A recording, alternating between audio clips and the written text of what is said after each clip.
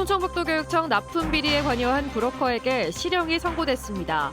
내부 정보가 유출된 정황이 나왔지만 공소시효가 지나 관련자 수사는 이뤄지지 않았습니다. 실종 경보 문자가 사람을 찾는 데 결정적인 역할을 하고 있습니다. 한파 속에 길을 잃은 노약자와 장애인들이 시민의 제보로 무사히 귀가했습니다. 코로나19 장기화로 헌혈 수급에 빨간불이 켜졌습니다. 환자 가족들이 직접 혈액을 구하러 다니는 지정 헌혈이 급증했습니다. 시청자 여러분 안녕하십니까? 계속해서 뉴스데스크 충북입니다. 충청북도가 발표한 오늘 코로나19 발생 현황부터 알아보겠습니다. 신규 발생 확진 환자는 891명입니다. 지역별로는 청주 471명, 충주 172명, 제천 29명, 단양 17명, 음성 59명, 괴산 5명, 진천 58명, 증평 18명, 보은 13명, 옥천 19명, 영동 30명이 확진됐습니다. 충북 누적 환자는 21,659명, 누적 사망은 1명 늘어 133명입니다. 실종자를 찾는다는 휴대전화 문자메시지 받아보신 분들 있으실 텐데요. 맹추위가 기승을 부렸던 며칠 전 갑자기 사라졌던 80대 어르신과 40대 남성이 실종 경보 문자 덕분에 무사히 가족품으로 돌아왔습니다. 모두 문자가 발송된 지 30여 분 만에 시민들의 결정적인 제보가 이어졌다고 합니다. 이채연 기자입니다. 영하를 밑도는 추위 속 눈발이 날리던 저녁. 80대 할머니가 폐지를 실은 유모차를 밀며 느릿느릿 걸어갑니다. 한참을 걸어가다 카페를 지나치려는 찰나 갑자기 멈춰섭니다. 카페 안에 있던 주인이 인적이 드문 길가에서 어르신이 배회하는 모습을 보고 불러 세운 겁니다. 30년간 자율방범대 활동을 해온 카페 주인은 할머니를 보고 40분 전 받은 실종 경보 문자가 떠올랐고 옷차림이 비슷해 실종자라고 직감했습니다. 밤새 패딩에다가 꽃무늬 바지라고 그랬거든요, 여기. 근데 저 할머니 같은 거예요. 그리고 들어오시라고 그래서 손이 엄청 작고 되게 초 보이시더라고요. 할머니는 초기 치매 증상이 있었지만 위치 추적이 가능한 배회 감지기 대상자가 아니었습니다. CCTV 동선 추적에 애를 먹던 경찰은 카페 주인의 신고를 받고 출동해 가족들 품으로 무사히 돌려보냈습니다. 같은 날 어두워진 밤, 이번엔 대학교 안으로 경찰차 한 대가 들어옵니다. 정신질환을 앓던 40대 남성이 실종된 지 7시간이 지났을 무렵 실종 문자 발송 30분 만에 이곳에서 비슷한 사람을 봤다는 학생의 신고가 접수됐습니다.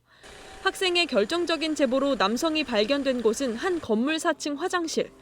근처 병원에서 태어난 뒤 주변을 배회하다 몸 녹일 곳을 찾아 들어가 반나절 넘게 추위에 떨고 있었는데 경찰의 도움으로 안전하게 귀가했습니다. 충북에선 지난해 6월부터 현재까지 16건의 실종 문자가 발송돼 시민 제보로 4명을 찾았습니다. 이제 특정할 수 있는 옷차림을 좀 더 세부적으로 적게 되니까 경찰력만으로는 다 해결이 안 될 수 있는 부분도 우리 시민의 협조를 얻어서 찾을 수가 있는 거죠. 실종 경보 문자는 사건이 접수되면 경찰이 가족 동의를 얻어 재난 안전 문자처럼 지역 주민들에게 발송합니다. 18세 미만 어린이와 청소년, 지적장애인, 치매 환자 등 실종 신고 건수는 해마다 1000건 안팎. 특히 겨울철 실종자는 저체온증 등 각종 사고에 노출될 위험이 커 신속한 발견이 중요한데 지난달 괴산에선 80대 어르신이 실종 10시간여 만에 집 근처에서 숨진 채 발견되기도 했습니다. 경찰은 실종 사건은 시간과의 싸움인 만큼 문자를 보면 무심히 지나치지 말고 주변을 살펴달라고 당부했습니다. MBC 뉴스 이채연입니다. 코로나19 탓에 헌혈이 줄면서 혈액 수급에 빨간불이 켜졌다는 소식 여러 차례 들으셨을 텐데요. 상황이 계속 나빠지면서 환자 가족들이 직접 혈액을 구하러 다니는 안타까운 일도 늘고 있습니다. 김영일 기자입니다. 헌혈의 집을 방문한 대학생 최성호 씨. 지난해 경찰 공무원에 합격한 뒤부터 헌혈을 꾸준히 해왔는데 혈액이 부족하다는 소식에 요즘은 더 자주 찾고 있습니다. 합격을 하면서 주위에 도와줄 수 있는 게 무엇이 있을까 생각해 보다가 혈액이 부족하다는 얘기를 많이 들었고 제가 지금 당장 해줄 수 있는 게 헌혈이 있다고 생각해서. 오미크론 유행으로 코로나19 확진자가 급격히 늘면서 전국적으로 헌혈자 수가 줄었습니다. 전국의 혈액 보유량은 적정 기준치인 5일분을 크게 밑도는 2.9일.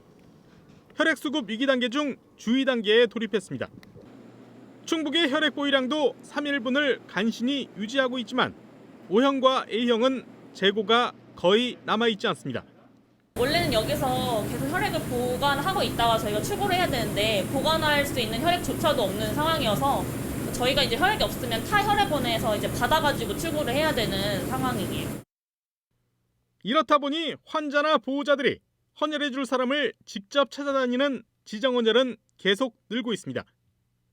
원래 희귀 혈액형을 위해 도입된 지정헌혈 제도지만 혈액이 귀한 요즘은 이걸 따지지 않게 되면서 직접 헌혈해줄 사람을 찾는 환자 보호자들이 많아진 겁니다.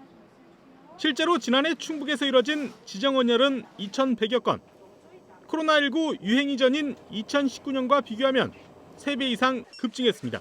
이 사촌 이내 환자분과 혈연 관계일 때에는 수혈을 받으시는 환자분을 공격을 할 수 있는 이식편대 숙주 질환 확률이 높기 때문에 사실 권유하진 않고요. 적십자사는 아슬아슬한 혈액 부족 사태가 길어지면서 환자와 보호자들의 고통도 가중되고 있다며 적극적인 헌혈 동참을 호소했습니다. MBC 뉴스 김영일입니다. 새학기 충북도 내 일선학교에 신속 항원 검사를 위한 자가간이 키트 10만 2천 개가 비치됩니다. 또 특정 학교에서 다수의 이상 징후가 발견되는 경우에 대비해 PCR 검사팀이 직접 학교를 방문하는 이동형 검체 채취팀도 새학기부터 운영됩니다. 김병우 교육감은 오미크론 대비 서한문을 통해 충북 교육 현장 방역 강화를 위한 이 같은 후속 대책을 발표했습니다. 아울러 학교 자체 판단으로 오미크론에 선제 대응하도록 학교별 학사 운영 결정권을 유지하기로 했습니다. 조류 인플루엔자 의심 신고가 들어왔던 진천 식용오리 농장이 고병환성 AI 감염으로 확인됐습니다. 이번 겨울 들어 충북에서 7번째 고병환성 확진으로 방역당국은 해당 농장과 인접한 농장 2곳에 오리 4만 100마리에 대한 살처분을 마쳤고 반경 3km 가금 농장 7곳에 이동을 제한했습니다. 또 15km 정도 떨어진 문백면의 종오리 농장에서도 항원이 검출돼 살처분, 이동 제한 조치와 정밀 검사가 진행되고 있습니다. 진천에서는 최근 10여일 사이 3건의 고병환성 AI가 발생해 추가 확산 우려가 커지고 있습니다. 청주상당 국회의원 재선거 국민의힘 경선이 김기윤, 윤갑근, 정우택 3파전으로 치러집니다. 경선 방식은 당원 50%, 여론조사 50%로 결정됐습니다. 군소정당과 무소속 주자군의 교통정리도 빨라지고 있습니다. 신병관 기자입니다. 청주상당 국회의원 재선거에 나설 국민의힘 후보가 경선을 통해 결정됩니다. 대상은 북한군에 피살된 공무원 유족의 변호사인 김기훈, 전 대구 고등검찰청 검사장인 윤갑근, 전 15, 16, 19, 20대 국회의원 정우택 등 3명. 경선은 오는 10일 진행되며 당원 선거인단 투표 50%와 국민 여론조사 50%를 합산해 후보가 결정됩니다. 완전 국민 경선이 아닌 당원 표심이 절반을 차지하는 만큼 당심 공략이 더욱 중요해졌습니다. 청주 상당의 책임 당원은 1,800여 명. 이 가운데 이준석 대표 선출 당시 새로 가입한 당원 등이 또 다른 변수로 꼽히고 있습니다. 경선으로 국민의힘 공천 경쟁에 불이 붙은 가운데 군소정당과 무소속 주자들의 교통정리도 빨라지고 있습니다. 어제 마감된 국민의당 공천 신청에는 김현문 충북도당위원장이 단독으로 신청했습니다. 안창현 전 21대 총선 홍보본부장은 기득권 정당과 다를 것이 없다며 국민의당을 탈당해 무소속 출마를 선언했습니다. 반면 정의당은 대선에 집중하고 상당 재선거는 공천을 하지 않는 쪽으로 방향을 잡은 것으로 알려졌습니다. 오는 10일 충북도당 대의원 대회에서는 범진보 진영 후보가 나올 경우 어떻게 지원할지가 논의될 전망입니다. 국민의힘의 독주냐, 민주당 무공천의 공백을 노리며 다자구도가 형성되느냐. 출마와 불출마가 엇갈리는 가운데 정확한 대진표는 오는 13일과 14일 후보 등록이 끝나야 짜여질 것으로 보입니다. MBC 뉴스 신병관입니다. 충청북도 교육청에 관급자재를 납품할 수 있도록 알선하고 업체들로부터 대가를 챙긴 브로커에게 1년 10개월의 실형이 선고됐습니다. 그런데 문제는 경쟁업체 견적서 같은 내부 정보가 이 브로커에게 흘러들어간 정황이 나왔지만 공소시효가 지났다는 이유로 도교육청 직원에 대한 수사가 이루어지지 않았습니다. 조미애 기자입니다. 지역 건설업자 출신 브로커 A씨는 지난 2015년 9월부터 1년 3개월 동안 업체들이 도교육청과 산하기관으로부터 자재 납품 계약을 딸 수 있도록 알선하고 4억 원 넘는 대가를 챙겼습니다. 영업활동 핵심 비결은 계약 체결 전까진 외부에 유출하면 안 되는 경쟁업체들의 견적서가 포함된 가격 조사표 또는 가격 비교표였습니다. 법원은 피고인으로부터 도교육청 간부를 소개받은 공범이 도교육청으로부터 해당 정보를 입수했고 이들은 최저 가격을 물색해 납품 계약을 체결했다고 판시했습니다. 건설업에 종사했던 A씨는 관급자재 납품 계약에 대해 전문적 지식이 없었지만 김병우 교육감 선거캠프 관계자로부터 소개받은 도교육청 재무과 간부와의 친분을 이용해 단기간에 집중적으로 계약을 따낸 것으로 보인다고 재판부는 판단했습니다. 브로커 A씨는 납품업체 제품을 홍보하는 등 영업행위에 대한 정당한 수수료였다고 주장했지만 1심 재판부는 공무원과의 친분관계를 이용해 청탁하고 금품을 수수한 경우로 명백한 유죄로 인정해 징역 1년 10개월의 실형을 선고했습니다. 수사와 재판 과정에서 도교육청의 입찰 관련 내부 정보가 유출된 것으로 드러났지만 공소시효 5년이 지났다는 이유로 누가 유출했는지는 명확히 밝혀내지 못했습니다. 이에 대해 핵심 인물로 거론되던 도교육청 간부는 해당 정보를 외부로 유출하거나 다른 직원을 통해서 준 적이 없고 검찰 조사에서도 이같이 밝혔다고 입장을 밝혔습니다.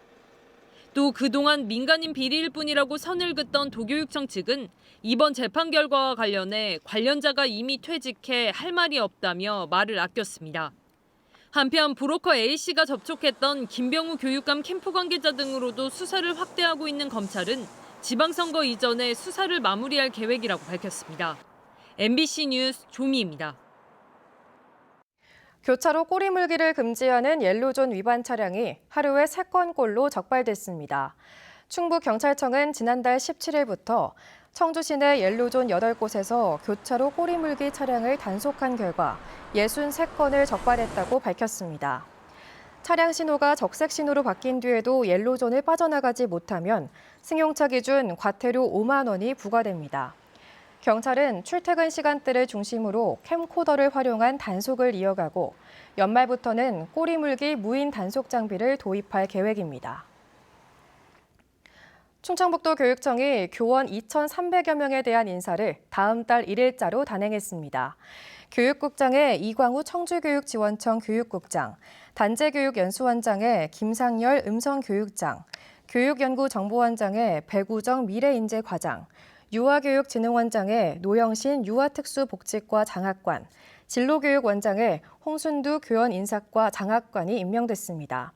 또 충주교육장의 배승희 국원초 교장, 옥천교육장의 조경의 유아특수복지과장, 괴산증평교육장의 김종열 청주교육지원청 중등교육과장, 음성교육장의 이영정 충북예술고 교장이 자리를 옮겼습니다. 택지 개발로 대규모 공동주택 단지가 들어선 충주시 호암직동 인구가 2만 명을 넘었습니다. 호암직동 행정복지센터는 지난달 27일 서충주로 이직을 위해 호암동으로 전입한 세대가 늘어 인구 2만 명 시대를 맞았다고 밝혔습니다. 충주시 단일행정 읍면동의 인구 2만 명 돌파는 연수동, 교현 알림동에 이어 세 번째로 올해 말에는 민간임대 아파트 입주로 2만 5천 명 돌파도 가능할 걸로 예상됩니다.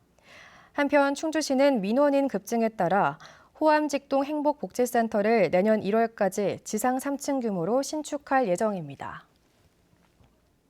유한양행 자회사인 주식회사 MG가 진천에 공장 신설을 추진합니다. 주식회사 MG는 600억 원을 투자해 진천군 광해읍면에 영양수액제 공장을 신설하기로 하고 오늘 도청에서 투자 협약을 체결했습니다. 강덕현 대표이사는 최근 베트남 등 동남아에서도 수요가 증가하고 있어 경쟁력을 강화해 나가겠다고 밝혔고 이시종 지사는 행정적, 재정적 지원을 아끼지 않겠다고 약속했습니다. 청주시 흥덕구 보건소가 이달 말까지 복대동 옛 흥덕구청사로 자리를 옮겨 다음 달 2일 개청합니다. 이전 작업에 따라 이달 28일과 3월 1일 이틀 동안 흥덕보건소 선별진료소는 운영을 중단합니다.